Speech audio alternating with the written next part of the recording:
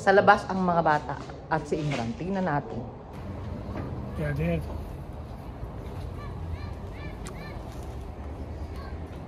Ay, nagbibisikleta pala si Anu. Aba naman.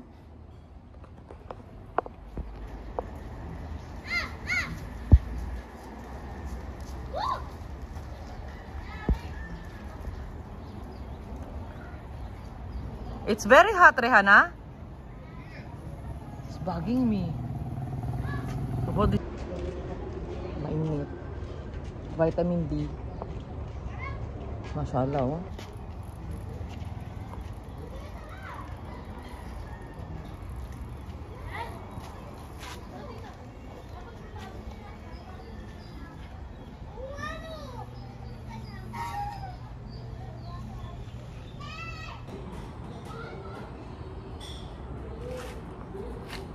Gusto naman itong mga tanim ni Mami. May talong pa siya. Ayun yung okra. Ang dami na. Oh. Mashallah. Ayan na. Nag-aalmusal na si Rehan. Ano yung almusal mo po? Itlog na may pagkasal at chocolate na. Uy. Same sila ni Kuya. Itlog, pagkasal, chocolate. Ito po yung masarap na dinner. Breakfast. Breakfast na yan. Natulog ka ang gabi kaya. Nahaba ng tulog mo eh. Diba? Nilagyan pa nga kitang kumot. Nakakumot ka hanggang dito sa taas yan. Hanggang dyan lang gano'n. Buuin mo na ba? Diba? Dahil 86 ang lamig dun eh! 22 lang yan. Meron na lang tayo electric fan. Ako number 1.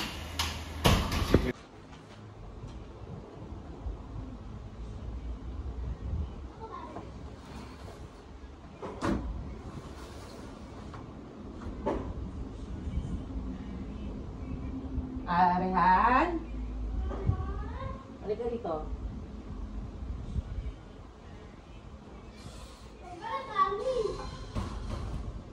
Labla mo muna ako. Ay! Ay! Ay! May araw ka naman. Siyempre, naglalaro kami ni Barry. Napakainit talaga dito sa Pampanga ngayon. Ito, tignan nyo, nagdala ako ng mga spices. Meron, every time kasi nandito ako kami sa India, nagluluto din ako ng Indian food kasi minsan dumarating dito yung mga kapatid ko. And gusto nila ng Indian food. So dapat meron talaga akong dala. And magre-request si Anan, si Rehan, si Imran ng Indian food. At least ready na ako, di ba? Ito, nagdala ako ng mga spices. Yan, nakikita nyo.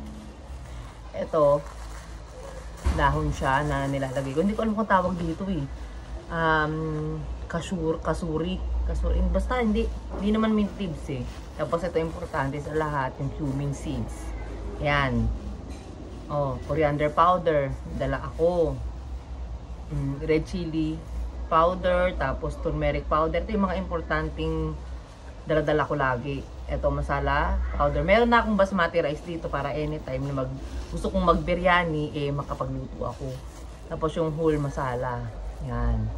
Nandyan yung green cardamom. Ano pa ba dito? Black cardamom. Tapos may cloves. Tapos ito yung dahon ng laurel. Tsaka cinnamon sticks. Yan. Maraming mabibili dito sa Pilipinas ng spices. Kaya lang, ang napansin ko lang, dapat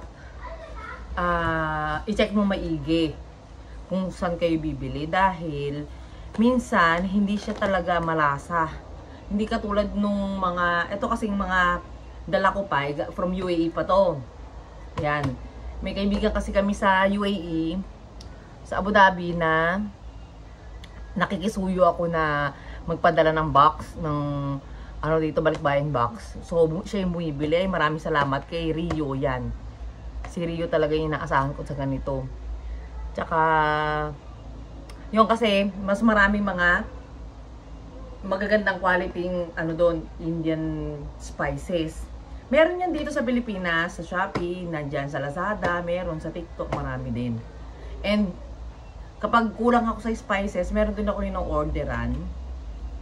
Kalimutan ko yung name niya, pero sa bandang ano lang sila, Caloocan. Yun. Tatry kong ilalagay ko sa link sa comment section, doon ko ilalagay yung Facebook page nila.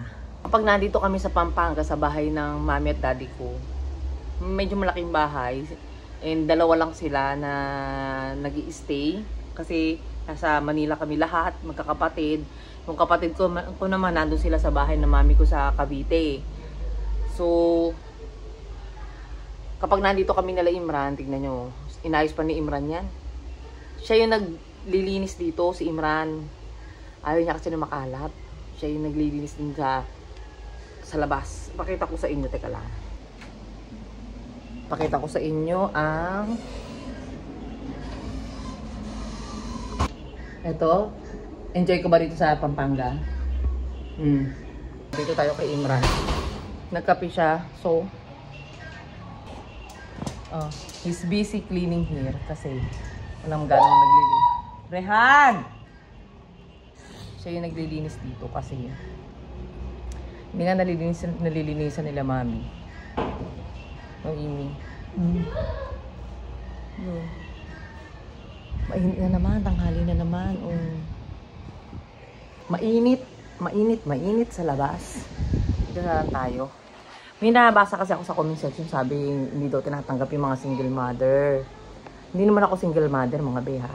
Pero, sa tagal-tagal kong nag-i-stay sa India noon, sa mga nakakasalimuha ko, syempre yung asawa ko Indiano, alam ko na mostly naman ng mga single mother na may asawang Indiano, okay naman sila, okay?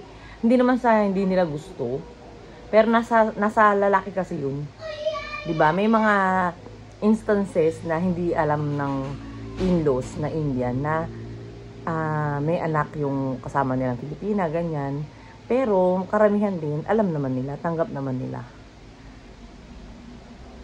Ganun, hindi naman masyadong hindi nila tanggap, 'di ba? May mga, oo, lalo na yung mga nasa village area sa India, hindi sila open sa mga ganung mga bagay, sa mga single moms. Pero meron pa din. Mostly na mga single mothers ay dito sila nag-i-stay sa Pilipinas with the Indian husband. So yun lang mga be, kung gusto niyo may mga questions kayo, anything about ano ba yung buhay namin, yung expected na buhay dito sa Pilipinas kapag may asawa kang Indiano, yan, mag-comment lang kayo sa baba. And huwag nyo kakalimutan ng mag-subscribe sa channel namin. Okay? Bye! Mga be, sila mami tsaka si daddy, dalawa lang sila dito sa bahay, pero nakita ko ang dami stock ng bigas, mashallah. Pakita ko sa inyo yan. Dami, diba? Ewan ko, ba't ang ganda ng quality ng bigas dito sa Pampanga? Maganda, maputi, tapos mabango, malambot.